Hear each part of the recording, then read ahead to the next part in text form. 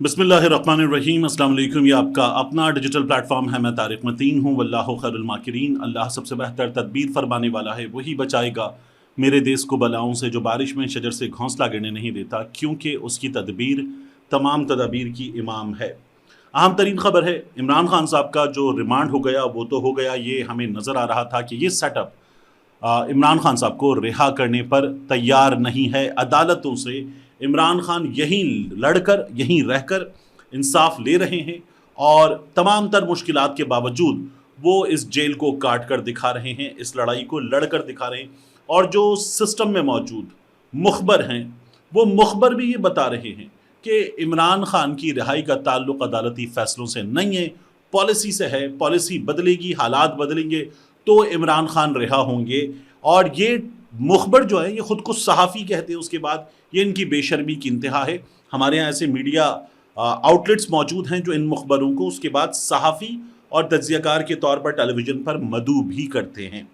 ये सूरत हाल है। इस सूरत हाल में इमरान खान साहब का एक रिमांड दे दिया गया। मैंने आपको बताया था, CPO रावलपिंडी की तरफ से बताया गया।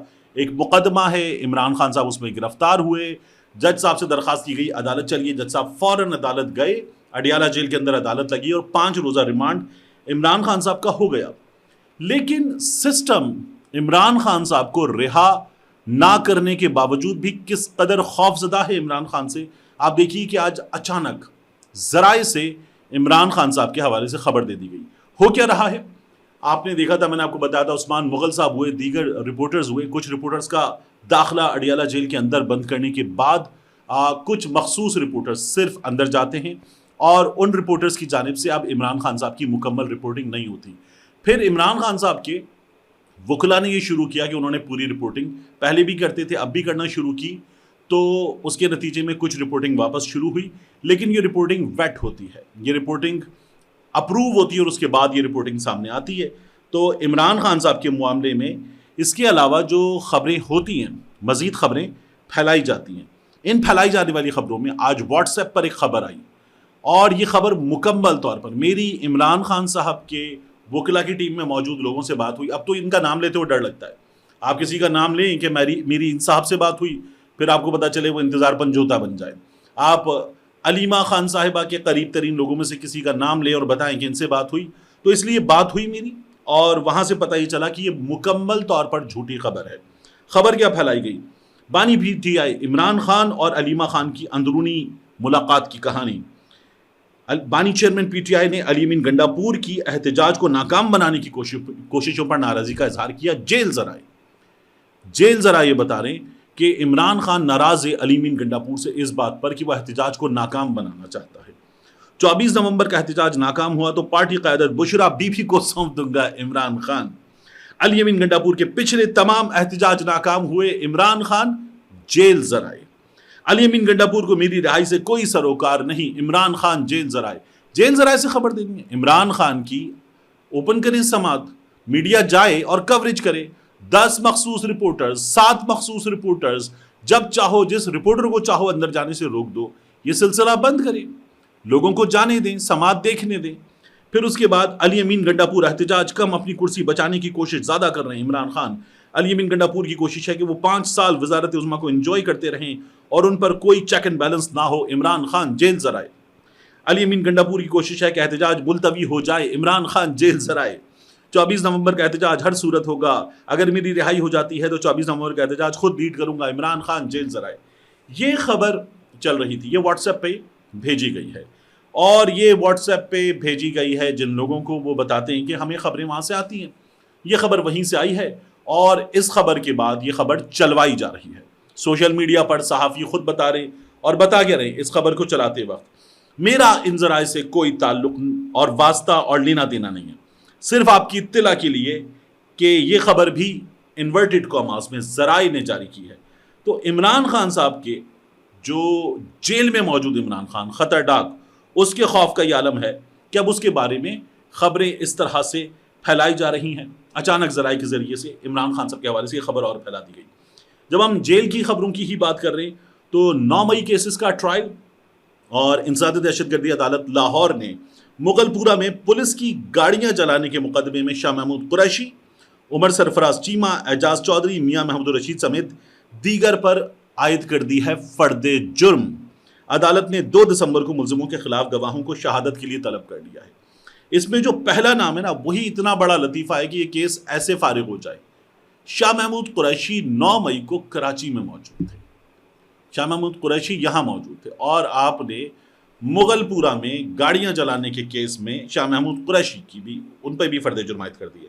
تو یہ شاہ محمود قریشی صاحب کا معاملہ، اور اس کے علاوہ ہوا یہ کہ تھانہ شادمان اسے جلانے اور جناح ہاؤس کے قریب چوک میں گاڑیاں جلانے سمیت 3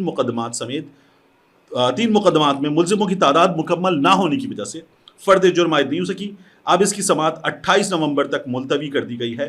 آئندہ سماعت پر ان 3 مقدمات میں فرد جرم عائد کی جائے گی۔ یہ معاملہ ہے پاکستان تحریک انصاف کے رہنماؤں کے 9 مئی کے مقدمات کا۔ اس کے بعد آپ دیکھیے ایک اور چیز ہو رہی ہے۔ حکومت جو ہے وہ اس نے آج ڈی چوک میں کنٹینر بڑا مشہور ہوا، اس پہ قاضی فائز عیسیٰ کے لیے جو الفاظ لکھے ہوئے تھے، ان میں وہ ڈونٹ والے جو نوجوان نے کہا تھا وہ الفاظ لکھے ہوئے تھے۔ عمران خان قیدی نمبر 804 میاں والی وغیرہ لکھا ہوا تھا۔ اب وہ کنٹینر ڈی چوک پہ سجا ہوا نچلے کنٹینر سے اوپر رکھا ہوا، وہ لوگوں کی توجہ کا مرکز، اس کی دھڑا دھڑ ویڈیوز جاری ہو رہی تھی۔ آئی جی صاحب نے بھیجی ایک کرین اور وہ والا کنٹینر اٹھا لو اور اس کو کہیں پیچھے رکھ دو یا کہیں کسی دفتر میں لے جا کے سجا دو، یہ چوک سے اٹھا دو۔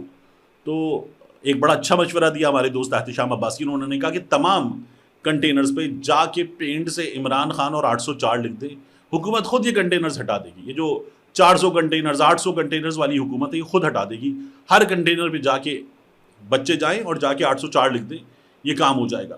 اس کے علاوہ حکومت ایک اور کام کر رہی ہے، پاسپورٹ منسوخ، شناختی کارڈ بلاک، سم بلاک، اور اس کے علاوہ بچوں کے داخلے منسوخ، بچوں کا رزلٹ کینسل، یہ باتیں کر رہی ہے حکومت، ڈگری کینسل۔ تو ایک اور کام ہے، یہ ہمارے یہاں مشورہ دیا گیا تھا کووڈ کے دنوں میں، لوگ مان ہی نہیں رہے تھے، گھر میں نہیں بیٹھ رہے، تو کسی نے مشورہ دیا تھا کہ مردوں کو یہ بتا دیا جائے کہ اگر آپ کووڈ ویکسین نہیں لگوائیں گے تو کورونا سے آپ جو ہے وہ مردانہ کمزوری کا شکار ہو سکتے ہیں، تو وہ پوری قوم ڈبل ویکسین لگوا لے گی، یہ کہا گیا تھا۔ تو اب بھی مشورہ یہ ہے محسن نقوی صاحب کو کہ یہ لوگ ایسے نہیں مانیں گے کہ شناختی کارڈ بلاک کر دو، اس کے بعد پاسپورٹ بلاک کر دو اور سم بلاک کر دو۔ آپ بتائیں کہ جو اس احتجاج میں آئے گا اس کو پھر آپ محروم کر دیں گے۔ مطلب کیا عجیب و غریب مذاق ہے کہ لوگوں کو ان کے بنیادی جمہوری حق سے محروم کرنے کے لیے وہ تاجر تنظیمیں جا رہی ہیں، ان کا نمائندہ جا رہا ہے عدالت وزیر داخلہ کو بلا رہی ہے، وزیر داخلہ کی پریس کانفرنس ہو رہی ہے، اور پھر اس کے بعد آپ کہہ رہے ہیں کہ نہیں جی یہ دھمکیاں دے رہے ہیں۔ آپ نے دیکھا ہے دھمکیاں اور پولیس کا استعمال کیا ہوتا ہے؟ ایک کارکن کی ابھی موت ہوئی ہے، اس سے پہلے ہوئی ہے، مسلسل یہ کام جاری ہے، اور ان تمام جو 9 مئی کے لوگ گرفتار ہیں ان کے گھروں پر چھاپوں میں ان کے بزرگوں کی ڈیتھس ہوئی ہیں، اور محسن نقوی صاحب بتا رہے ہیں کہ نہیں جی یہ دھمکیاں دے رہے ہیں، یہ دھمکیاں دے رہے ہیں۔ آپ لوگوں نے جو 25 مئی کے موقع پر کیا تھا وہ کیا تھا؟ اس موقع پر آپ لوگوں نے لوگوں کی گاڑیاں توڑ دی، ان کی املاک، ان کو مارا پیٹا، بزرگ خواتین کو مارا پیٹا، تب بھی بات ہوئی تھی۔ یہ آپ لوگوں نے کام کی اور آپ کہتے ہیں یہ لوگ دھمکیاں دے رہے ہیں۔ یہ کام ان لوگوں کی طرف سے جاری ہیں، محسن نقوی صاحب اور ان کی حکومت یہ کام کر رہی ہے۔ علیمہ خان صاحبہ نے بتایا آج کہ عمران خان نے کہا کہ مجھے کل انہوں نے کہا آپ 10 دن کے لیے احتجاج ملتوی کر دیں، ہم بات چیت کے لیے تیار ہیں۔ میں نے کہا ٹھیک ہے، پہلے بے گناہ لوگوں کو رہا کرو، بجائے رہائی کے مجھ پر ہی کیس بنا دیا۔ اس سے واضح ہوا کہ طاقتور لوگ جس وقت چاہیں آپ کو قید میں رکھ لیں، یہ علیمہ خان صاحبہ کہتی ہیں۔ تو عمران خان صاحب کو آفر دی جا رہی ہے علیمہ خان صاحبہ کے مطابق، اور ان آفرز کو عمران خان صاحب قبول نہیں کر رہے، اور یہ مقبول جان صاحب بالآخر انہیں رہا کر دیا گیا، الحمدللہ اچھی خبر ہے۔ اور یہ صاحب جو ہیں انہیں مذہبی منافرت پھیلانے کے الزام میں گرفتار کیا گیا تھا، مبارک ثانی کیس والا معاملہ تھا۔ اوریہ صاحب اپنے ویوز کی وجہ سے گرفتار کر لیے گئے تھے، اور پھر اوریہ صاحب نے یہ غالباً 22 اگست یا 21 اگست کی گرفتاری تھی، اب آج 21 نومبر یہ وقت ہو چکا ہے، 3 مہینے اوریہ صاحب نے گزارے، 3 مہینے۔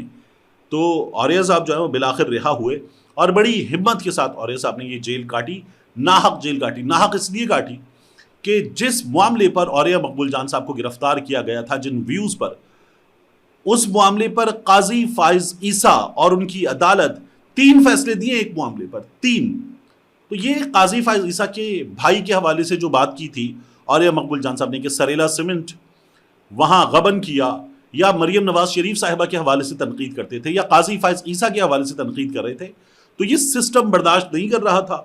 یہ سسٹم اپنی کسی بھی ایلیمنٹ پر اس وقت تنقید، اس کے خلاف بات برداشت نہیں کرتا. اس لیے عالیہ مقبول جان صاحب کے ساتھ یہ ہوا کہ عالیہ مقبول جان صاحب کو یہ برداشت کرنا پڑا. اب بالآخر عالیہ صاحب کی رہائی ہو گئی ہے الحمدللہ، لیکن ظلم ہوا ہے، شدید ظلم ہوا ہے عالیہ مقبول جان صاحب کے ساتھ. اس کے علاوہ عادل خان بازئی ڈی سیٹ کر دیے گئے. عادل کے ساتھ ہوا کیا تھا؟ آپ دیکھیے کہ عادل کے بارے میں وہ میاں نواز شریف جو بہت ہی چھوٹے ثابت ہوئے سیاست میں، ایک تو آپ یاسمین راشد سے ہار گئے، ہارنے کے بعد جعلی فارم 47 پر بیٹھ گئے، اور اس کے بعد جو آپ کی جماعت کا نہیں ہے اس کو بھی آپ نے ایک جعلی آپ نے کہا کہ اس نے ہم سے وفاداری کا حلف نامہ دے دیا ہے، اب یہ ہماری جماعت میں شامل ہو گیا. وہ کہہ رہے میں نہیں شامل ہوا، اور پھر اس کے بعد اس کو ڈی سیٹ کروا دیا گیا ہے. عادل بازئی کے معاملے میں ہوا کیا؟ عادل بازئی کی نواز لیگ میں شمولیت والا جو حلف نامہ ہے وہ جعل سازی سے تیار ہوا، سول کوڈ میں رپورٹ جمع ہوئی، اوتھ کمشنر نے بازئی کے دستخط کرنے کی تصدیق نہیں کی. حلف پر عادل بازئی کا جو شناختی کارڈ نمبر ہے وہ بھی غلط لکھا گیا. عادل بازئی کا شناختی کارڈ نمبر بھی غلط لکھا گیا. گواہ کا CNIC موبائل اور جو قوم لکھی گئی وہ بھی غلط نکلی. لیکن الیکشن کمیشن نے اس کے باوجود ڈی سیٹ کر دیا ہے عادل بازئی کو. عادل بازئی وہی جس نے وفاداری کمال کی نبھاتے ہوئے یہ کر کے دکھایا کہ اس کا اربوں کا پلازا جو ہے وہ کوئٹہ میں، اس کی مسماری تک بات آ گئی، لیکن وہ اپنی جگہ کھڑا رہا، ڈٹا رہا، اور مسلسل وہ سوشل میڈیا پر یہ بتا رہا ہے کہ عمران خان کے لیے یہ نقصان، یہ سیٹ کوئی حیثیت نہیں رکھتے، وہ عمران خان کے ساتھ کھڑا ہوا ہے. یہ عادل بازئی کے ساتھ ہوئی. میاں صاحب جو آپ کا نہیں ہے وہ بھی آپ ہتھیانے کے چکر میں ہیں. آپ اس وقت غیر سیاسی طاقتوں کی خواہش پر سیاست کرتے ہوئے، ووٹ کی عزت کا تیا پانچا کرتے ہوئے اس جگہ آ گئے ہیں. اور کہاں جانا ہے آپ کو اپنی سیاست کو لے کر؟ میں نے آپ سے پہلے بھی کہا تھا، لوگ آپ سے نفرت نہیں، شدید نفرت کرتے ہیں، شدید نفرت. اس شدید نفرت سے آپ کو خود کو بچانا ہے تو میاں صاحب کچھ کیجئے. آپ کی سیاست آپ کی اپنی وجہ سے تباہ ہو رہی ہے، اور یہ قوم اس سیاست کو اور تباہ کر کے رکھ دے گی اگر آپ یہ طریقہ جاری رکھیں گے میاں نواز شریف صاحب. آخر میں بات پارا چنار کی. پارا چنار میں جو ہوا اس کے نتیجے میں مسافر گاڑیوں کا قافلہ تھا، 38 افراد جان سے گئے، اس پر فائرنگ ہوئی، اور اس کے بعد دونوں جانب سے تنقید ہو رہی ہے ایک دوسرے پر. خیبر پختونخوا کا واقعہ ہے، وہاں تو مسلسل زمین کے ایک ٹکڑے کا تنازع ہے، بار بار فائرنگ ہوتی ہے، یہ سب کچھ بار بار ہوتا ہے. تو یہ کہا جا رہا ہے کہ دیکھیں صوبے میں اتنی بدامنی کے واقعات ہو رہے ہیں، ایک دن میں 40 کے قریب لوگ جان سے گئے، صوبائی حکومت مرکز پہ یلغار کے لیے تیار ہے. لیکن کوئی یہ بھی تو بتائے کہ وہاں سے FC اٹھا کے آپ لے کر آ گئے ہیں یہاں پر، اور سیکیورٹی کے معاملات آپ نے ان کی ایسی کی تیسی کر دی ہے، اس لیے یہ ہوا ہے. تو ذمہ داری دونوں جانب عائد ہوتی ہے. خیبر پختونخوا حکومت، اس پر بھی ذمہ داری عائد ہوتی ہے، اور اس کے بعد مرکز، اس پر بھی ذمہ داری عائد ہوتی ہے. پارا چنار کا یہ جو معاملہ ہے، کیا یہ ابھی علیم گنڈا پور کی حکومت کا ہے یا 2013 سے پاکستان تحریک انصاف کی حکومت کا ہے؟ یہ برسوں سے چلا آ رہا ہے، اور ہماری حکومتیں اس سے حل نہیں کر پائیں. اس میں معاملہ زمین کے ٹکڑے کا ہے اور فرقہ وارانہ معاملہ ہے، اس لیے یہ معاملہ ہمارے ہاں حل نہیں ہو پا رہا ہے. ملتے ہیں انشاءاللہ آپ سے اگلی ویڈیو میں.